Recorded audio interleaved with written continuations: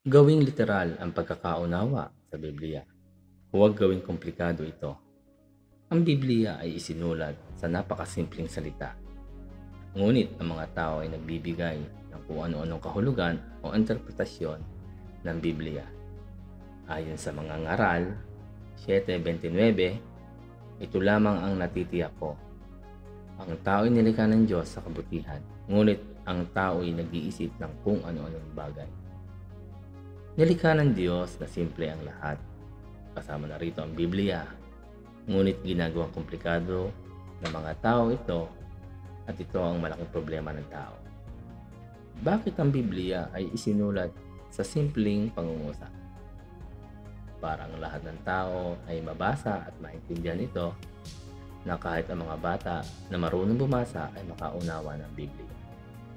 Kung titingnan natin ang bawat mga nasulat ng mga tao, ang mga nasulat ay may mga mabibigat na komplikadong lengguwahe at pangungusap. Ngunit hindi ang Biblia. Ang mga tao ay patuloy na pinatutunayan ang kanilang galing sa pagsulat, isang senyales ng kayabangan. Ngunit hindi ganon ang sa Diyos. Ang unang pagkakamali na ating ginagawa ay ang pagbibigay ng komplikadong interpretasyon o kahulugan ng Biblia. Hindi natin ito kinukuha sa mismong napakasimpleng salita lamang. Ang ating pagkakamali ay nagpipilit tayong bumalangkas o mag-formulate ng espiritual na kahulugan gamit ang ating sariling kaisipan.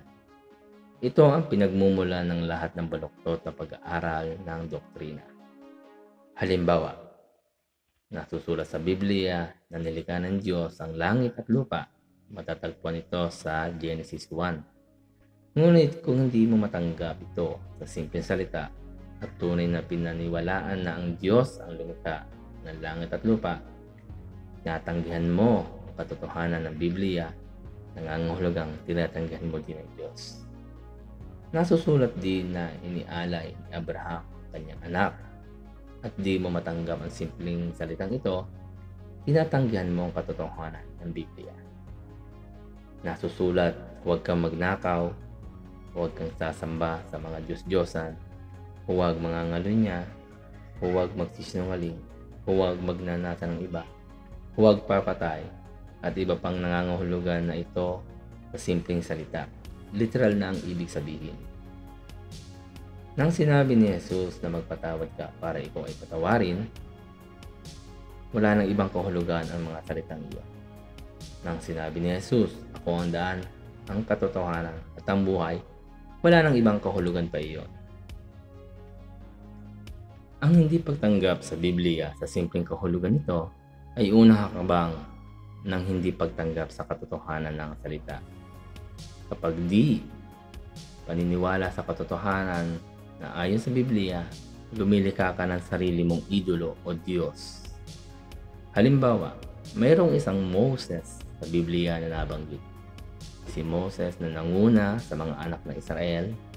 Kapag di mo ito pinaniwalaan, ang isang Moses na nabanggit sa Biblia, nagsisimula ka ng gumawa ng sarili mong Moses, isang huwad at ibang Moses na wala sa Biblia. Mayroong isang Elijah sa Biblia na nabanggit. Ang Elijah na pumatay ng 450 propeta ni Baal. At ito ang Elijah na darating bago ang dakila at kakilakilabot na araw ni Yahweh. Makikita ito sa Malakay 4:5. Ngunit bago dumating ang kakilakilabot na araw ni Yahweh, isusugo ko sa inyo si propeta Elijah.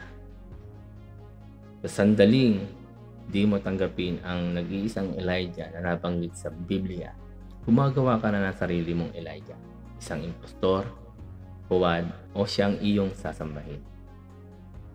Ang mga tao ngayon ay ayaw sa katotohanan.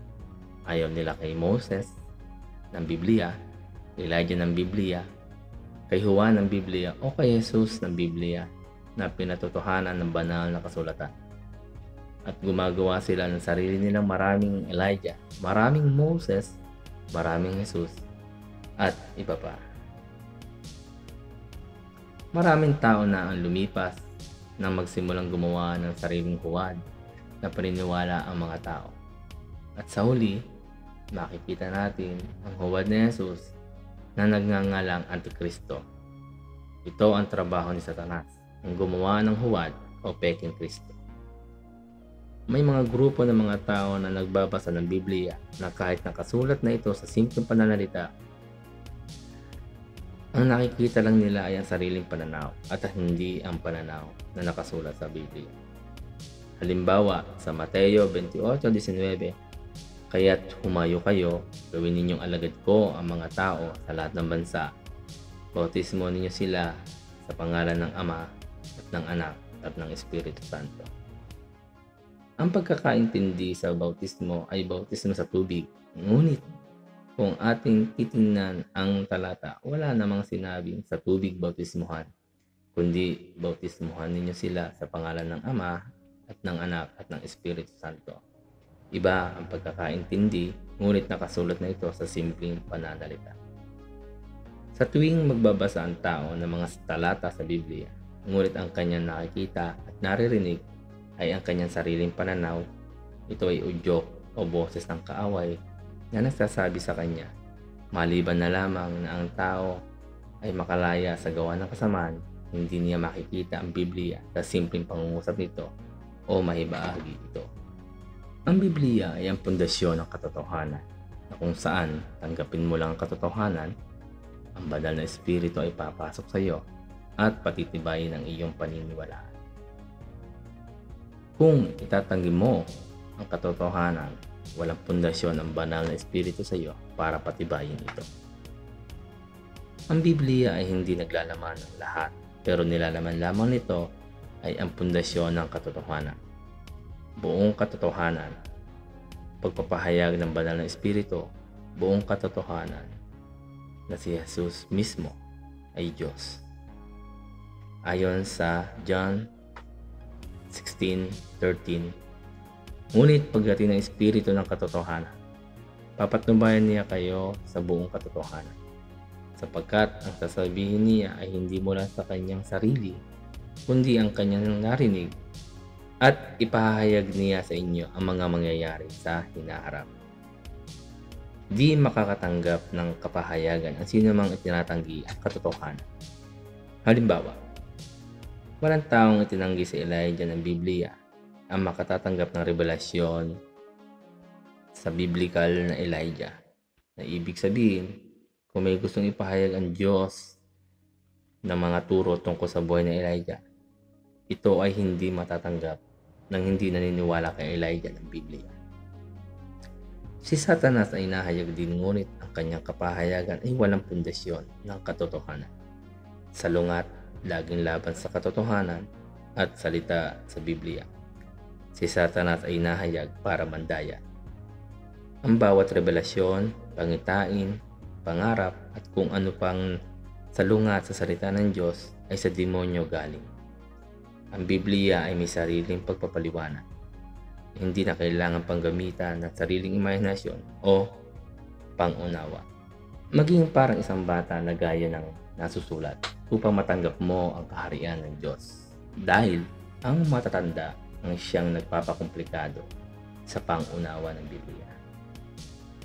Ayon sa Marcos 10:15, tandaan ninyo, ang sinumang hindi tumatanggap sa kaharian ng Diyos tulad sa pagtanggap ng isang bata ay hindi makakapasok sa kaharian ng Diyos. Napapahamak tayo dahil sa hindi natin pagtanggap ng katotohanan ng Biblia at bumabalangkas tayo ng ating sariling katotohanan.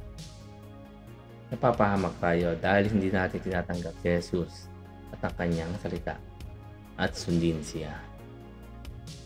Okay, salamat po sa inyong panonood at kung kayo po ay napagpala ng video ito, huwag po kayong mahiya na ito po ay ibahagi sa inyong mga kaibigan, kamag-anak upang sila din po ay mapagpala.